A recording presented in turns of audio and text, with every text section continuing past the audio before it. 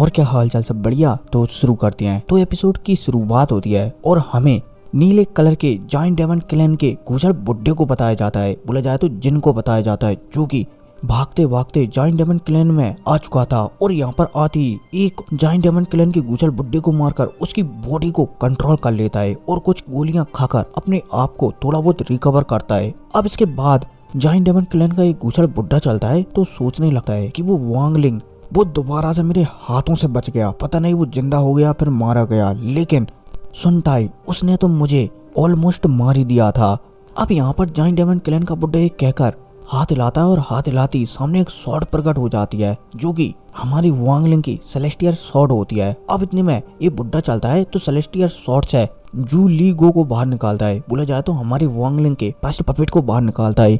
अब जब first puppet ही देखता है कि बुड्ढा सामने खड़ा है और वो उसे मार सकता है, तो फर्स्ट पपेट चलता है तो तुरंत अपना दिमाग लगाता है और जाइंट डायमंड क्लैन के बुड्ढे के पैरों में गिर जाता है और उससे माफी मांगने लगता है कि एल्डर मुझे माफ कर देना, मास्टर मुझे माफ कर देना,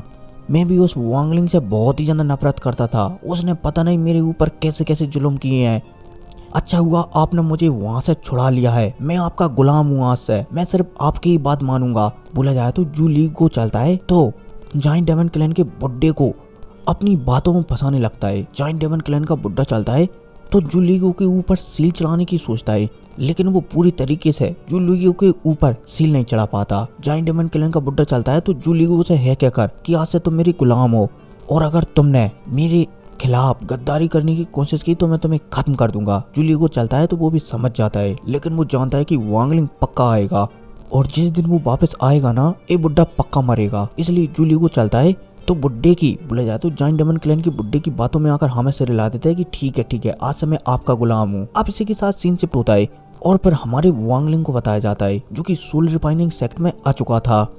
अब जैसे ही वांगलिंग यहाँ पर आता है ना और सोल रिफाइनिंग सेक्ट के बहुत ही ज्यादा करीब पहुंचता है, तो यहाँ पर एक लाल बालों वाला बुड्ढा प्रकट होता है, जो कि डड़ियल था। अब ये बुड्ढा चलता है तो हमारे वांगलिंग की बात सुनकर वांगलिंग को मना कर देता है कि अब तुम अगले साल ही आना, क्योंकि एडमिशन डेट निकल चुकी है। अब जब वांगलिंग बुड्ढे की बात सुनता है ना, तो वांगलिंग चलता है तो रिश्वत के तौर पर एक फ्लाइंग स्वॉर्ड सामने वाले डड़ियल को गिफ्ट कर देता है, जिस वजह से डड़ियल बहुत ही ज्यादा खुश हो जाता है और वांगलिंग को सोल रिफाइनिंग सेक्ट का बाहरी स्टूडेंट बनाने के लिए सोल रिफाइनिंग सेक्ट के अंदर ले जाता है। अब इसी के साथ सीन शिफ्ट होता है और फिर हमें अंदर का सीन बताया जाता है, जहाँ पर जो डड़ियल है ना, वो हमारे वांगलिंग को एक दूसरे मास्टर को सौंपकर यहाँ से निकल जाता है, यह कहकर कि ये स्टूडेंट बहुत ही ज्यादा होनहार है, इसलिए इसे भी हमें, बोले जाए तो हमने सोल रिफाइनिंग सेक्ट में भर्ती कर लिया है। अब जो मोटा ताजा मास्टर है ना, ये बहुत ही अच्छी तरीके से जानता था कि लाल बालों वाला मास्टर बहुत ही ज्यादा खराब है और वो बिना रिश्वत के कुछ भी काम नहीं करता, इसलिए वांगलिंग से पूछने लगता है कि तुमने उसे क्या रिश्वत दी।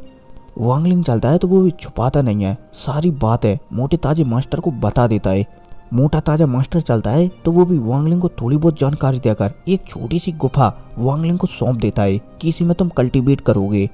अब इतने में सीन शिफ्ट होता है और हमारे वांगलिंग को बताया जाता है, जो कि एक गुफा के अंदर आ चुका था और यहीं पर कल्टीवेट करने लगता है। अब समय गुजरता है, वांगलिंग चलता है तो शुरू में नॉर्मल कल्टीवेट करता है, इसके बाद वांगलिंग चलता है तो गुफा में जिस एनर्जी से, जिस क्रिस्टल से एनर्जी आ रही थी ना, वांगलिंग चलता है तो उस क्रिस्टल को ही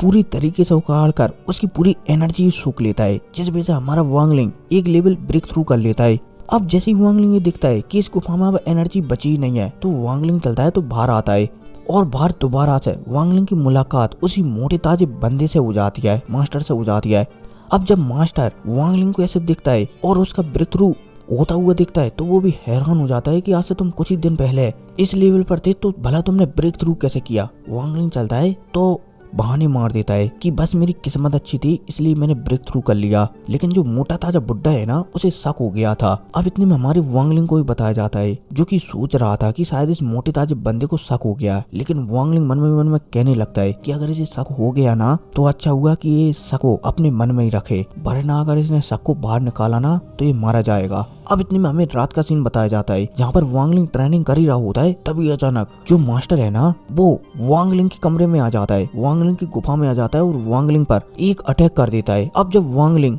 सामने वाले गुजर बुड्ढे को, मोटे बंदे को हमला करता हुआ दिखता है ना, तो वांगलिंग चलता है तो ऐसे चुटकी बजाता है और चुटकी बजाते ही एक ड्रैगन तेजी से जो मास्टर है ना उसे धर दमोचता है। मास्टर चलता है तो झटपटाने लगता है कि बच्चे तू कौन है, तुझे पता है कि मैं सोल रिफाइनिंग सेक्ट का मास्टर हूँ, अगर तूने मुझे मारा तो तू भी जिंदा नहीं बचेगा, और आखिर तू है कौन। वांगलिंग चलता है तो वो भी बुड्ढे से कह देता है कि तेरी इतनी औकात ही नहीं है कि तू मेरा नाम पता कर सके। अब वांगलिंग चलता है तो ज्यादा बातचीत नहीं करता, चुटकी बजाता है और चुटकी बजाते ही जो मास्टर है ना वो मारा जाता है। अब वांगलिंग चलता है तो यहाँ से गायब होता है और पलक झपकती जो गुफाएं है ना 743वें नंबर की गुफा में प्रकट होता है, और जो 743वें नंबर की गुफा में जो बंदा ट्रेनिंग कर रहा था ना उसे हिप्नोटाइज कर उसी गुफा में ट्रेनिंग करने लगता है। वांगलिंग चलता है तो यहीं से टेलीपोर्ट होकर जो सोल रिफाइनिंग सेक्ट के बाहरी हिस्से का मेन सोर्स है ना जहाँ से सभी गुफाओं में एनर्जी जाती है वहीं पर प्रकट होता है और यहीं पर कल्टीवेट करने के लिए बैठता है। अब पलक झपकते समय गुजारता है।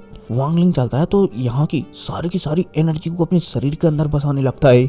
और तो और जो सुनटाई और जो चाय वाला बंदा है ना जिसकी डोमेन सील हमारे वांगलिंग पर चढ़ी थी, वो भी वांगलिंग धीरे धीरे और भी कमजोर करने लगता है। साथ ही साथ वांगलिंग की जो आत्मा है ना वो भी धीरे धीरे जुड़ने लगती है। और इसी कल्टीवेशन के साथ ये एपिसोड है ना एक खत्म हो जाता है। लेकिन मैंने इसका आगे का एपिसोड भी एक्सप्लेन कर रखा है जो कि आपको कम्युनिटी पोस्ट में मिल जाएगा, ठीक है ना, एपिसोड 85 नाम से। खैर जो भी है मिलते हैं अगली वीडियो में, टेक केयर।